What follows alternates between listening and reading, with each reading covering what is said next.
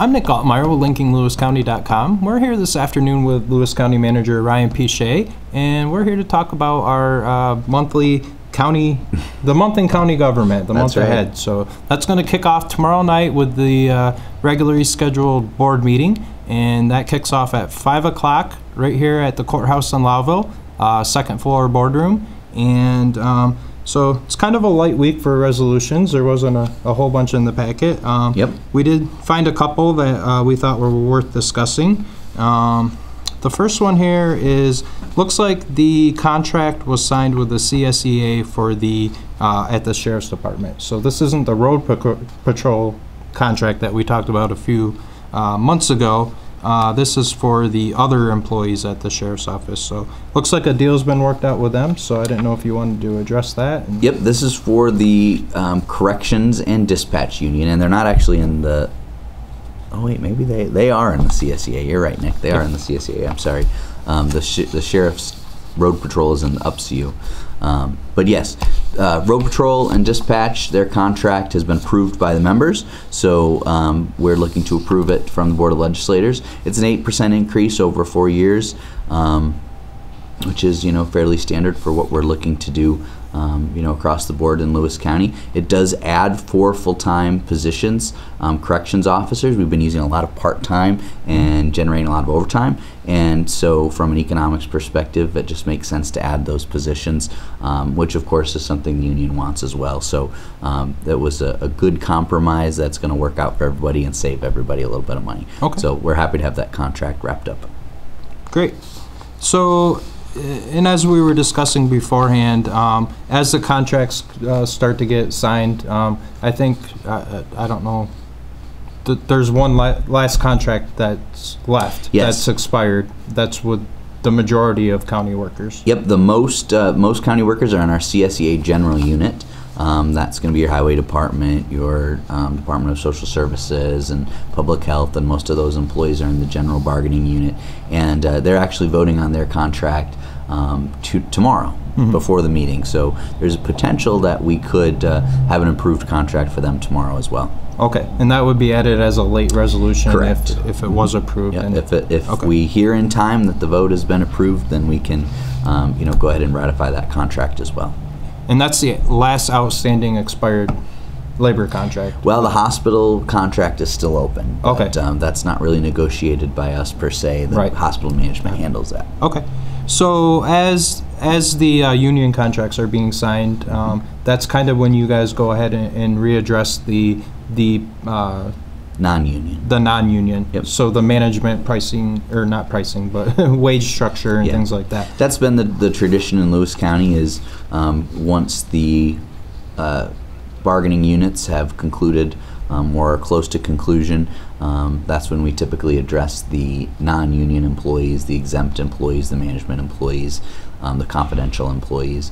And it's very similar for those folks as the union. They're looking at a basically 2% across the board, with a few exceptions to that, where we did have a wage study completed about 4 or 5 months ago, and there were some folks that were out of class with their wages, so we're looking to adjust those, but it's really only a handful of folks.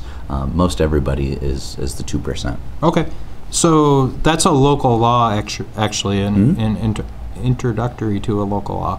Yeah. So this will actually require a public hearing, and that's going to be scheduled for June 5th, the June 5th meeting. Yep.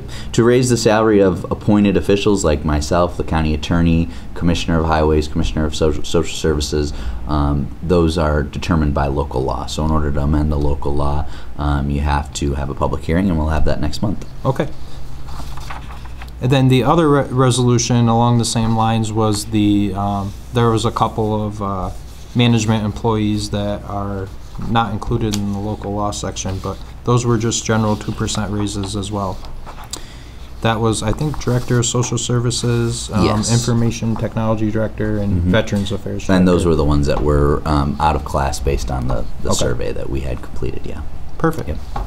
So, moving forward, we also have, looks like, trying to get, So it looks like there's been a little bit of motion on the JCCC contract. There is a resolution in here for ratifying some revisions to the Memorandum of Understanding.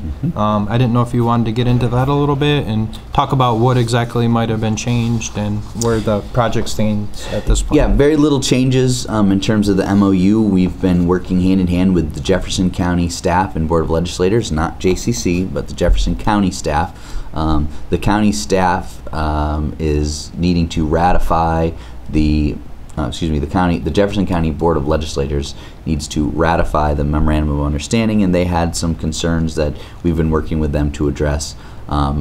Fairly minor stuff.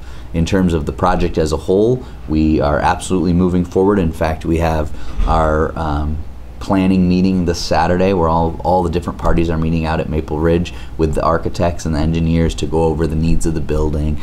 Our IT staff is going to be there to talk about wiring and computers and phone systems and all that kind of stuff. We have this really amazing project that is collaboration from a variety of different entities, and everyone has, of course, their own systems, and we need to make sure that they all, work together to make the facility as, viable as possible and achieve our goals there. Okay. So are we any closer to like a breaking ground on that site? Oh yeah, absolutely. We've got the site layout has been approved. There's some soil boring going on right now to make sure that we know exactly what we're getting into when we start digging, and there's reason to believe that we could be moving soil out there within the month of May. So that would be truly wonderful. So spring of 2019 would still be a timeline that you're looking to? That's still our goal, correct. Yeah. Yeah. Perfect. With summer coming, which yes, it really is coming. It might not have seemed like it the last few weeks, but summer is almost here, and there's a couple of bridge projects that are going to be going on this summer, and we have the contract awards are in this packet this month. So we've got the Blue Street Bridge in Glenfield. Yep. And we have the Jordan Falls Bridge, which is over the Oswegatchie River in town of Diana. Yep. So basically, if you wanted to talk a little bit about that, what people can expect this summer as far as those projects and what it means to the county. We're lucky enough once again to be able to reconstruct 2 bridges this summer. Typically, we've done 1 per season. But the last couple of years we've been able to do 2, and that's kudos to our team that's written the grants, and kudos to the bridge crew, which really humps it and gets things done during the few months of good weather that we have. Great projects. What the people, the community need to realize is that, when it comes to these projects, the county is really only on the hook for 5%. It's pretty amazing. Yep. But between the state and the federal government, they pay 95% of the project. So, obviously, anytime we can get as many of those grants as we possibly can to get our bridges complete, especially at that rate, 95 and 5, we try to push for that and try to work as hard as we can to get as many bridges as we can done. Right. And that's kind of a process. Like these bridges were probably, 3-4 years ago when all the grants are being written and things like that. So right now, the grants have probably already been submitted for the next round of projects. So it's kind of a never-ending process, and you're always looking for those fundings from the state side and the federal side. Yep, absolutely. And you could talk to Dave Becker, the highway superintendent, about what he's got going on for the next 3 years, because we've already got those lined up. And so anyways, tomorrow night we'll be awarding the bids for construction for those, and or I guess for engineering it would be, and we'll be moving forward. And those both are one season construction? Yes. Yep. So by the end of the season, the bridges should be back up and running? Absolutely. Yeah. All right. Yeah. So I guess the last other thing that we had on here was there'll be a late resolution about contracting with the IDA for a sharing their public relations person a little bit. So yes. I know this is something that's been in front of a few of the committees, and there's been some mixed reaction, so we don't know what the whole board will think of it. But I know this was a project that you've kind of gotten behind, so if you wanted to explain it a little bit and some of the idea behind it. Yeah, absolutely. the idea would be to contract with the IDA to have their director of marketing help us with some of our public relations and internal county marketing and online presence. In today's business climate, it is almost expected that a professional business has a presents a unified structure and face to the public, unified branding, unified materials for marketing, and unified online presence. If you guys follow us at all online, you'll know that Lewis County probably has 10 different Facebook pages. We kind of really aren't unified in our strategy to present ourselves in the best light to the community, and we're doing a lot of really great things, and there's a lot of wonderful things that the county promotes and events that we put on, and we want to make sure that the word gets out to our residents, what's happening and what their county government is up to. And in the 21st century, that looks like public relations, it looks like marketing. Even the smallest business nowadays of 5 to 10 people has a full-time person focused on public relations and marketing. So we're starting out small, just an amount not to exceed $20,000 with the IDA to have them help us out with some of that activity. Brittany Davis is the marketing director over there, and she does a phenomenal job for them. So it's something that the previous county manager had brought up and had wanted to do, and I'm hopeful that that'll get some consideration by the board, but ultimately it's their decision. Okay, and basically the department or the event organizers or whatever would be going over a message that they want to promote for a specific event or whatever. Sure. And then basically Brittany would be in charge of pushing that message out to the community and the media and et cetera. Absolutely. Okay. Correct. Yep. Perfect. I guess we did lie. There was one other thing that you wanted to bring up that was going to be a late resolution as well, and that was the opposition to.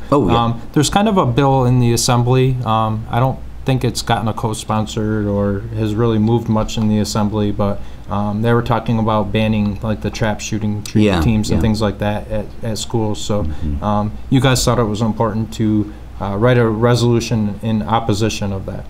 Correct. We actually are following the lead of St. Lawrence County. We use their same structure for their resolution. Yep. But the bill has to do with banning trap shooting teams that are sponsored by local high schools and middle schools.